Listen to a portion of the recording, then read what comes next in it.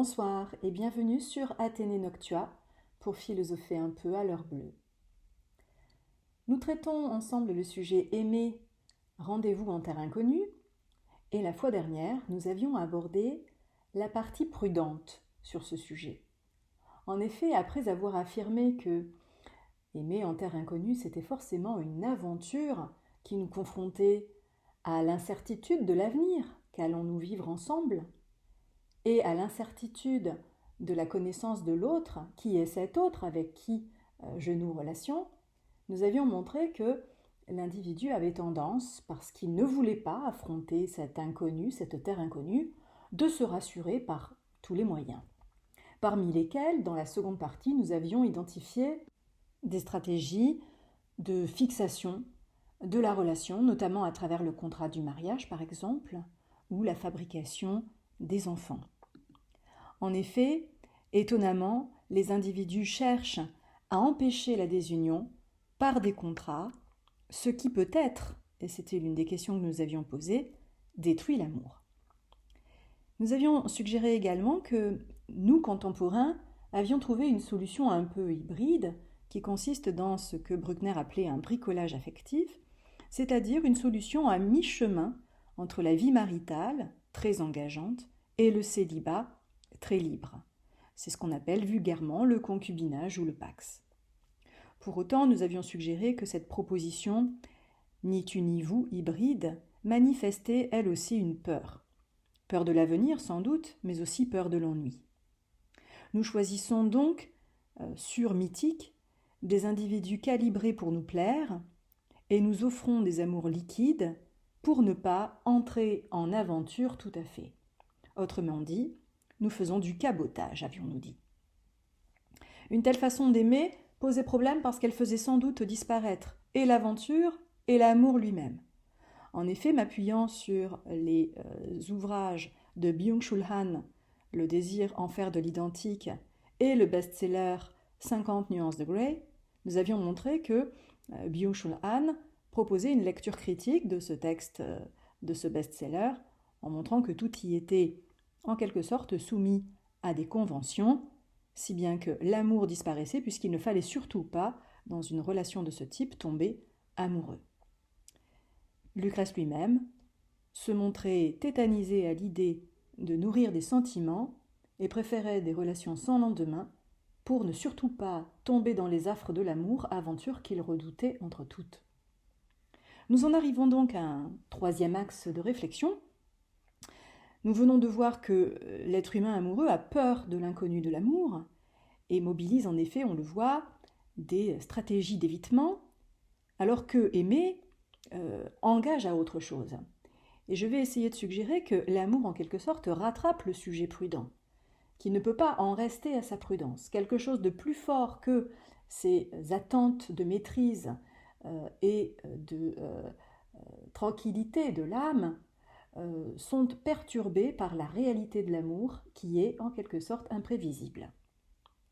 Pour ce faire, je vais dans un premier temps montrer combien la proposition de l'aventure amoureuse cache un défaut d'aventure et que ce bricolage que nous faisons ne manifeste rien d'autre que notre lâcheté, ce qui me permettra de défendre ensuite le caractère éminemment courageux de l'amour en tant que tel.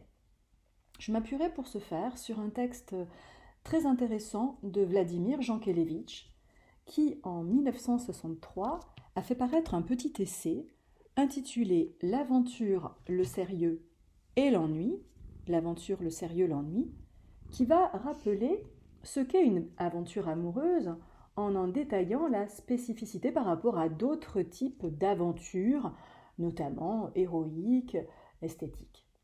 Et donc, le propre de l'aventure galante, puisque c'est ainsi qu'on va l'appeler, c'est de produire, explique-t-il, une sorte d'enclave ludique, d'enclave frivole dans le sérieux plombant de notre quotidien. Donc là, on va proposer, vous le voyez, quelque chose de très différent de ce qui a été proposé précédemment, c'est-à-dire qu'il faut imaginer donc un individu qui a fabriqué un couple, qui s'est peut-être engagé à travers le contrat d'un pax ou d'un contrat de mariage, et qui s'ennuie, et qui constate que l'amour, en effet, est en péril. Il a la possibilité, nous explique Vladimir Jankélévitch, de réintroduire dans son quotidien une espèce de parenthèse enchantée, ce qu'il appelle une enclave, qui va lui permettre de renouer avec le sentiment amoureux, l'exaltation et le plaisir, même si elle ne l'engage pas autant, bien sûr, qu'un mariage à proprement parler. Et donc, l'idée de Vladimir Jankélévitch, c'est de suggérer que cette enclave est étonnamment fabriquée. Vous connaissez Monte-Carlo, Monaco. Il compare la relation amoureuse qu'on appelle aventure galante à cette enclave qu'est Monaco à l'intérieur du territoire français. Alors c'est un territoire un peu particulier, mais dans les années 60 qui est très à la mode, donc il écrit au moment où Monaco c'est à la mode, où tout le monde se rue pour aller jouer dans les casinos de la côte et se balade en grand yacht, etc. C'est-à-dire que c'est comme une espèce de dimanche de la vie, hein, on échappe à la quotidienneté et à son caractère prosaïque, on introduit un peu de poésie dans sa vie, et sans doute que c'est ainsi qu'on espère réintroduire de l'amour. Or, l'auteur va suggérer que nous nous y prenons très mal pour fabriquer cette enclave.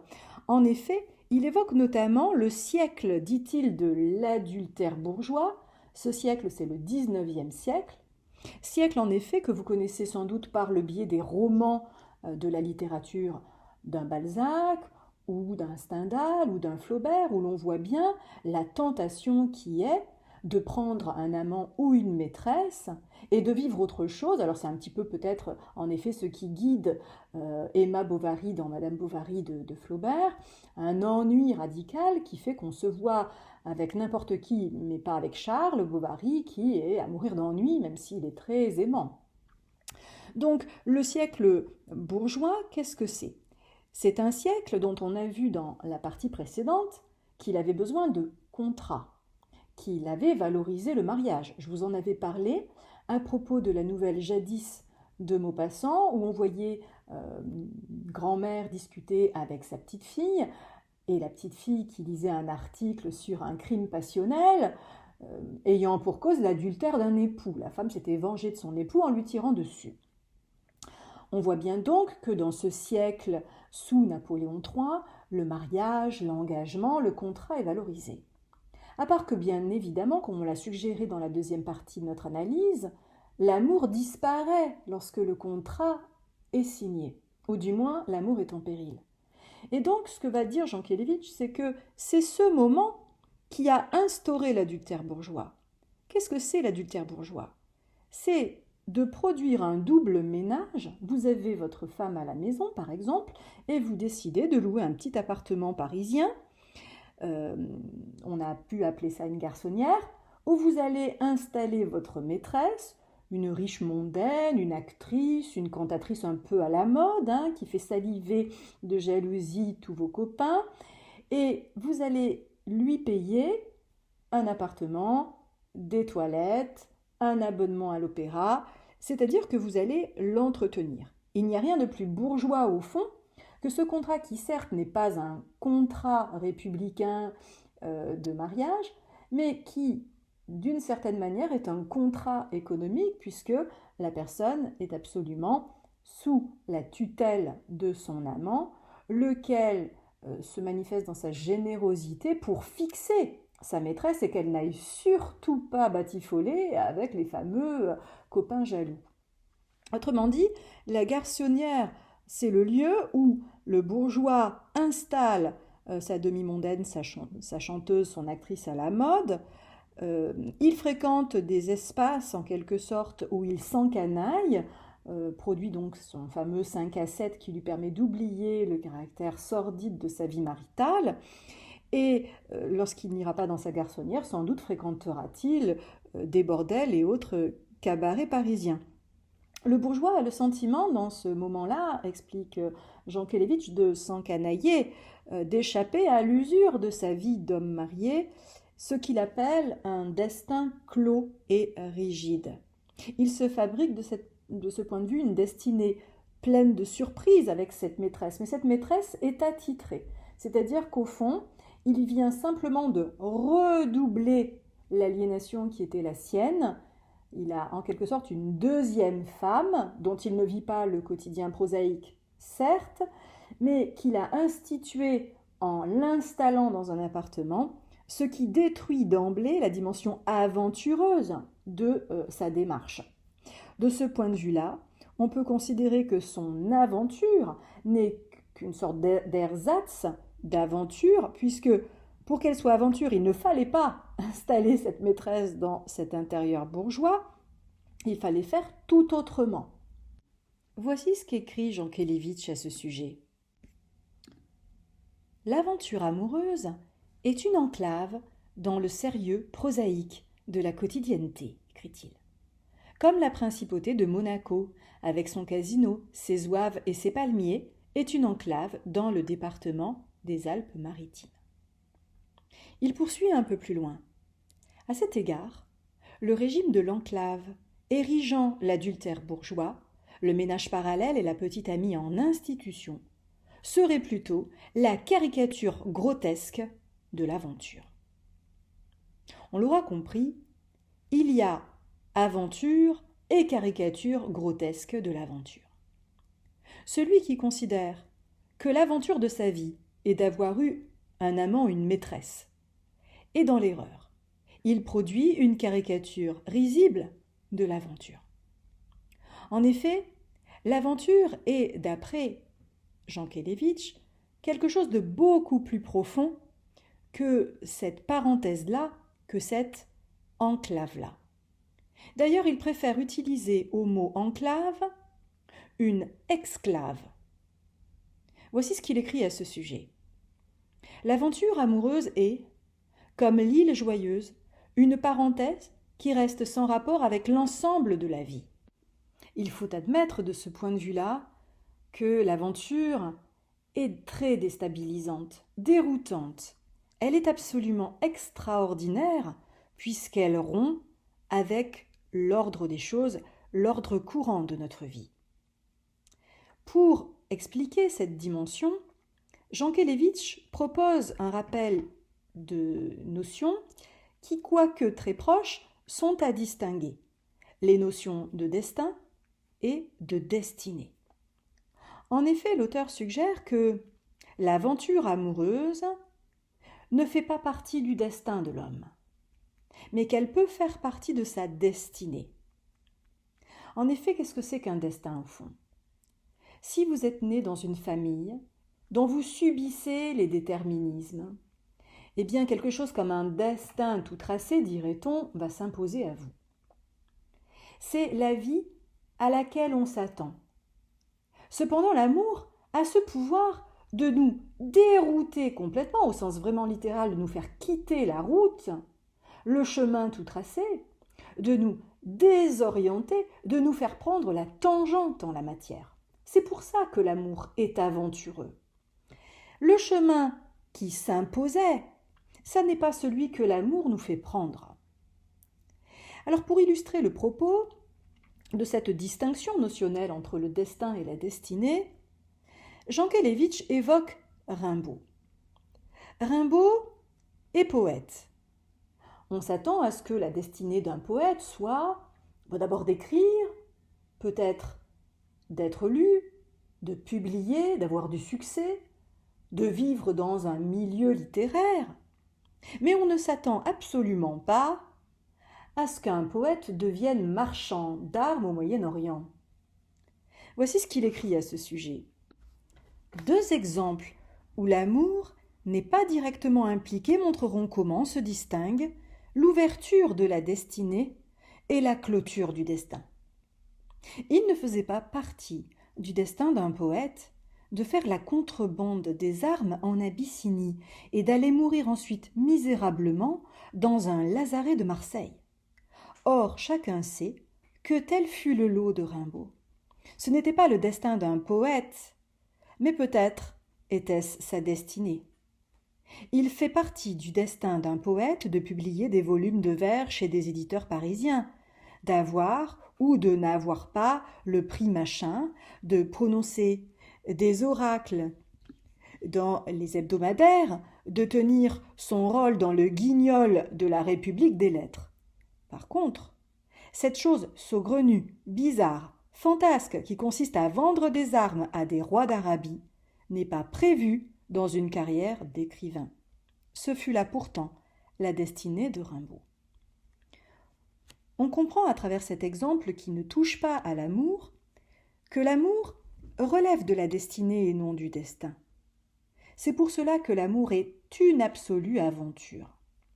L'aventure n'est pas entretenir un gigolo ou une maîtresse dans un appartement parisien.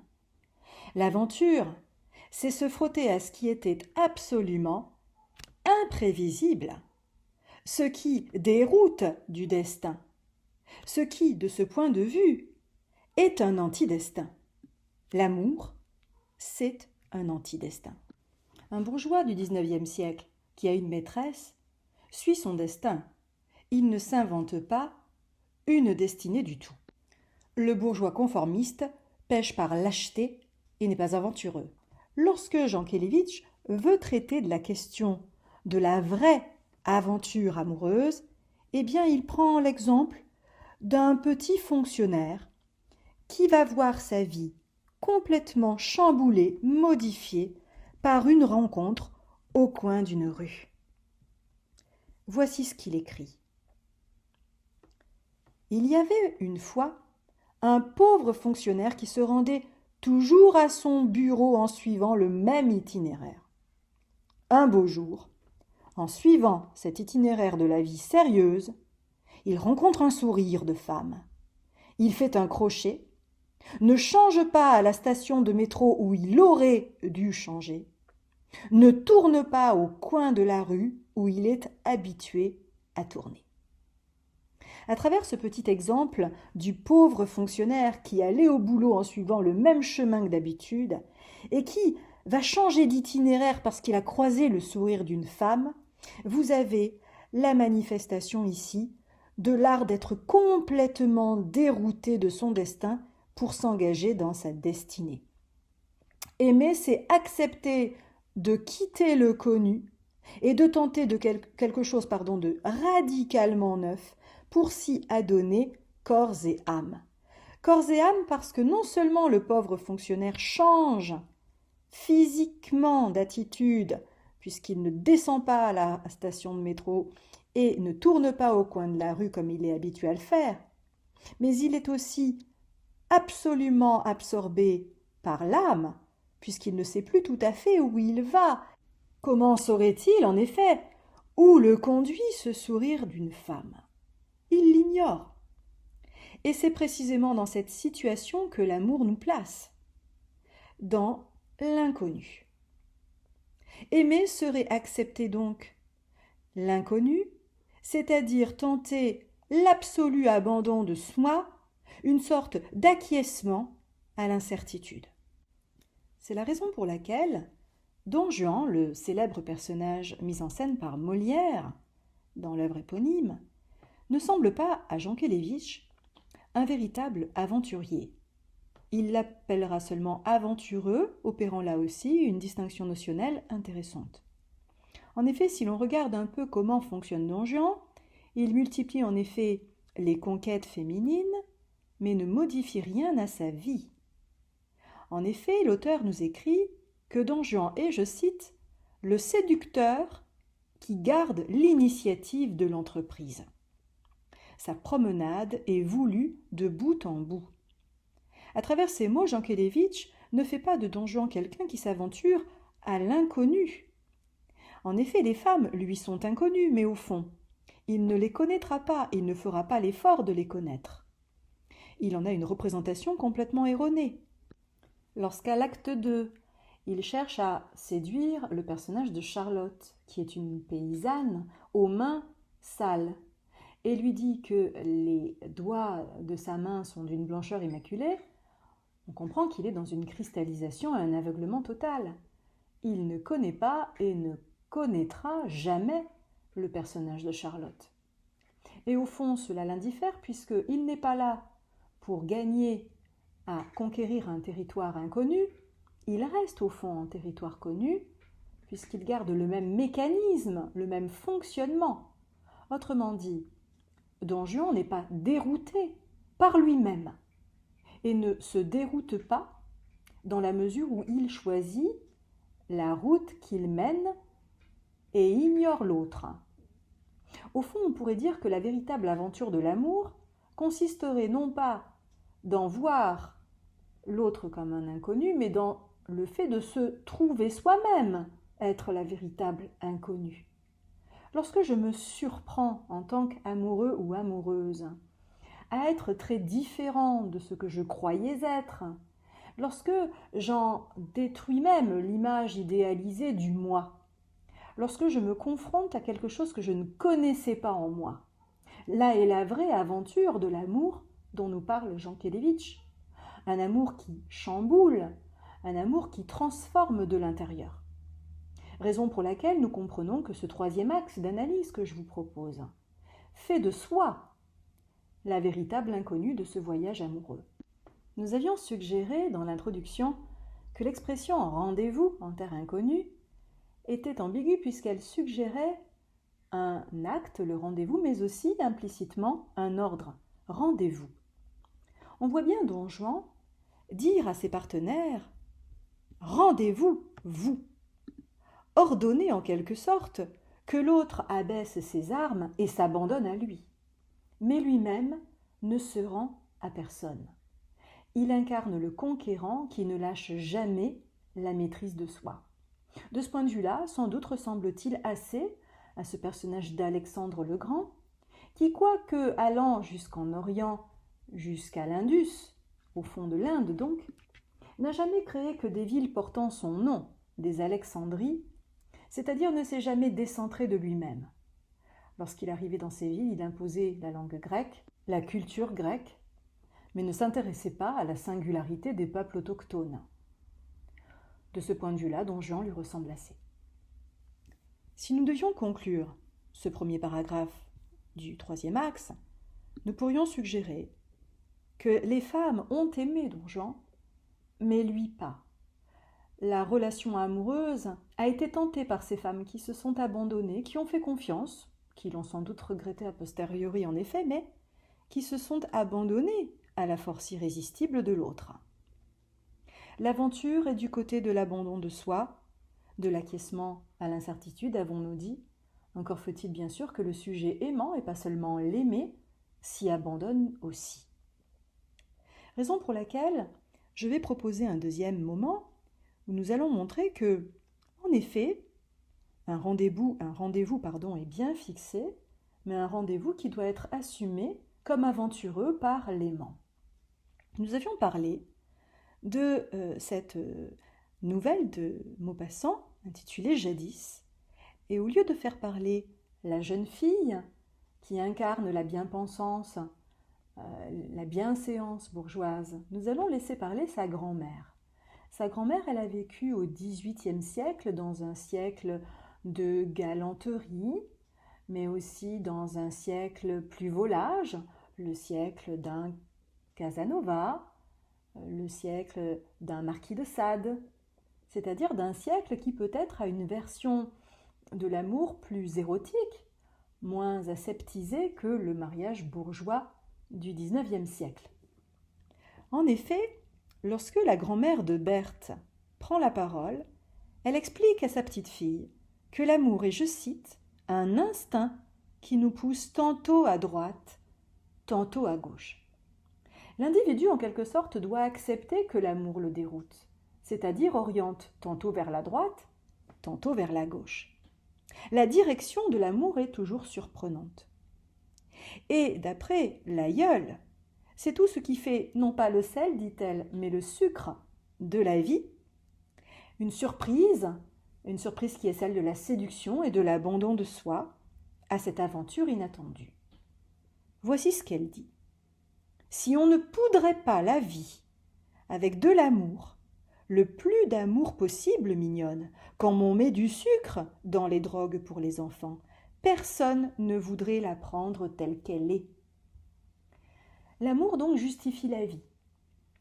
La vie, ça n'a pas toujours beaucoup de goût. Il faut du sucre. C'est même pire que cela. La métaphore est celle de la pilule amère, du pharmacon, comme disaient les Grecs, c'est-à-dire de ce médicament qu'on n'a pas envie d'avaler parce qu'il est plein d'amertume et que l'on va prendre enrobé d'une petite cuillère de miel. Ce qui fera passer la pilule, comme on dit. Et bien là, c'est pareil, la vie est douloureuse. Il y a de l'amertume dans l'existence. Mais l'amour est son sucre. Et c'est vrai que associer l'amour au sucre est assez intéressant. Parce qu'il y a quelque chose de l'ordre de la friandise dans la manière dont ce personnage de l'aïeul de Berthe se représente l'amour. L'amour permet de supporter la vie. L'amour est la friandise de la vie. Mais si vous savez déjà quelle friandise vous allez piocher dans le paquet de bonbons, eh bien vous cassez au fond l'un des plaisirs qui est celui de la surprise. Georges Brassens, dans une chanson merveilleuse intitulée La non-demande en mariage, me semble manifester le désir de l'aventure pure de l'amour. En effet, en déclarant sa non-demande en mariage à celle qu'il aime, il veut montrer que l'amour ne doit pas être prisonnier. En se mariant, deux amoureux, on l'a vu dans la partie 2, cherchent à se rassurer. Ils se sont fixés un rendez-vous éternel qui est un tue-l'amour, puisque c'est le contrat plus que le désir qui lie les deux êtres. Ce qui fait dire à Brassens « L'encre des billets doux pâlit vite entre les feuillets des livres de cuisine ». Les livres de cuisine symbolisent bien sûr la vie quotidienne et maritale, mais dans les livres de cuisine pâlissent les billets doux, parce qu'on ne se déclare plus son amour, on l'a fait une fois pour toutes, et on oublie à quel point le désir a besoin d'être en quelque sorte vivant pour que l'amour perdure. Il décide donc de ne pas s'engager artificiellement par la signature d'un contrat de mariage, ce qui ne veut pas dire pour Brassens pour autant de multiplier les aventures, ce que faisait notre Don Juan tout à l'heure. Il préfère considérer la femme qu'il aime comme, je cite, une éternelle fiancée. L'engagement est celui de chaque instant, un engagement volontaire et non une obéissance au contrat. Un rendez-vous que l'on fixe à nouveau chaque matin, librement en se réveillant auprès de celle que l'on aime encore. La fiancée est celle à qui l'on a donné sa parole. J'avais travaillé avec vous dans une séance précédente sur le mot fiancé qui venait de fides, la parole donnée. C'est celle à laquelle on est fidèle. Non pas parce qu'on a gravé deux noms au bas d'un parchemin, comme le dit la chanson, mais parce que l'on pense à la dame de ses pensées, parce que toujours je pense, dit Brassens, à la femme que j'aime. Autrement dit, le désir existe encore, le désir n'est pas mort. Or le désir, personne ne sait de quoi il va être fait. Un désir, cela nous surprend. Nous pouvons nous réveiller sans désir aucun, et tout à coup le voir ressurgir. De ce point de vue, chaque jour est aventureux. Chaque jour passé avec l'autre est une nouvelle aventure. Sans aucune certitude que cette journée s'achèvera aux côtés de l'autre, si ce n'est par le biais de la liberté d'un désir réaffirmé. Raison pour laquelle nous pourrions dire que la confiance est la véritable aventure des amoureux. Quand je fais confiance, j'accorde ma fidesse, mais sans aucune certitude que l'autre pourra me rendre la pareille. La confiance est un aveuglement sans doute. Nous avons le bandeau sur les yeux lorsque nous sommes confiants. Mais au lieu, en quelque sorte, d'emprisonner l'autre, de le contraindre par un contrat ou des promesses réciproques, j'accepte au fond la dimension de la navigation en haute mer avec cette personne. C'est la confiance sans doute des grands conquistadors. Lorsqu'ils partaient, tout n'était pas cartographié, tout n'était pas maîtrisé. Ils naviguaient en haute mer et ne regardaient pour se guider que les étoiles. Autrement dit, ils écoutaient leurs désirs. Petit rappel, le désir est littéralement desidera, l'éloignement de l'étoile. De, c'est une préposition en latin qui veut dire l'éloignement, loin d'eux, et sidera, qui a donné sidéral, c'est l'étoile.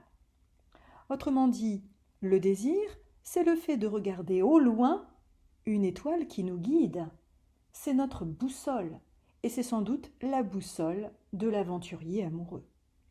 Le vrai risque pris par celui qui est habité par ce désir est celui de se frotter à l'inconnu, à l'impossibilité de toute fixité, c'est-à-dire à quelque chose de liquide, pour reprendre l'expression de Bauman, auteur dont j'ai parlé précédemment. Mais la liquidité n'est pas la liquidité d'une société qui ne parvient pas à se fixer, mais une espèce de danse sur une eau toujours fluide, c'est-à-dire sur un futur toujours imprévisible. L'océan incarne de ce point de vue-là l'image même de l'amour dans ce qu'il a de non rassurant, de non fixe. Connaîtra-t-on jamais l'être aimé ?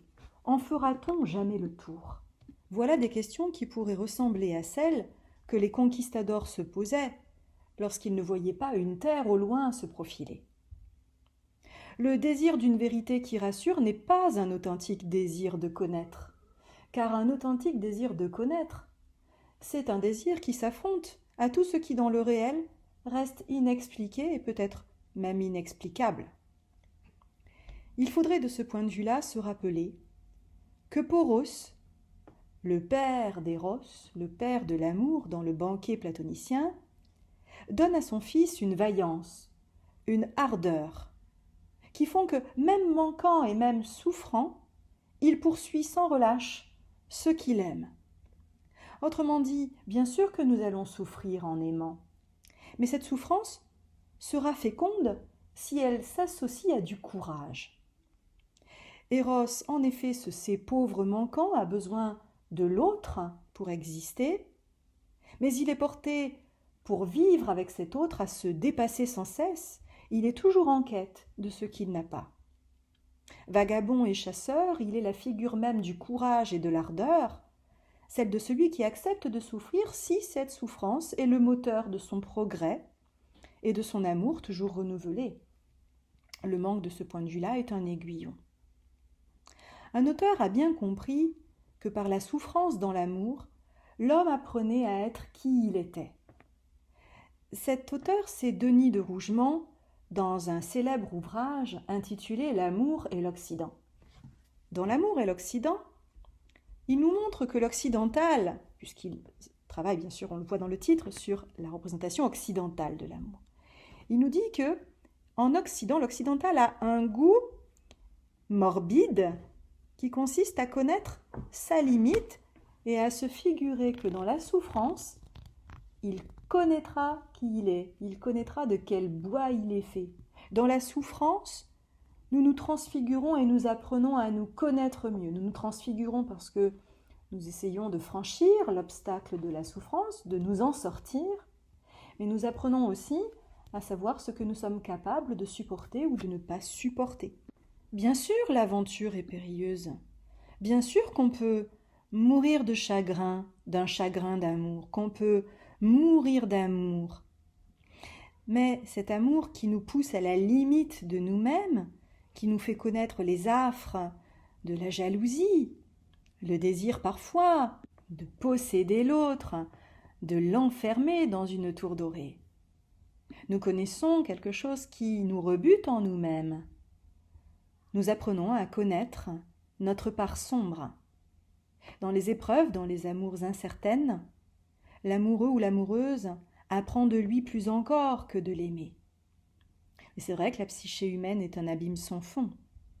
Il faut pour cela oser plonger.